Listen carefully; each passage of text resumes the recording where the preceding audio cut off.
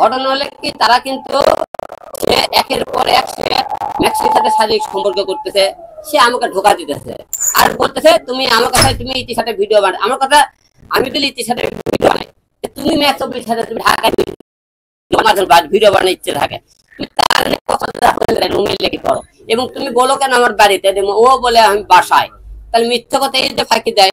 এই মুহূর্তে আপনারা সবাই জানেন দুদিন আগে আমি বগুড়ার উদ্দেশ্যে রওনা দিয়ে বগুড়া যাই। এমনি আপনারা সবাই জানেন রিয়ামনির সাথে গত কিছুদিন আগে আমার গন্ডগোল হওয়ার পরে এবং রিয়ামনিকে আমি হাতে হাতে একবার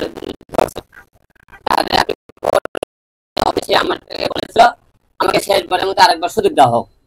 আপনারা সবাই আপনারা বলছিলেন, আমি তাকে একবার সুযোগ দিয়েছিলাম। অনেকে বলছিলেন একটা সংসার ভাঙা মসজিদ ভাঙা, আমি অনেকে ভেবেছিলাম আমি আরেকবার তাকে সুযোগ দিয়েছিলাম। সুযোগ দেওয়ার পরে কিছুদিন সে বললো যে আমি ঢাকায় থাকবো না, বগুড়া যাবো, বগুড়া যাওয়ার ব্যবস্থা করবো।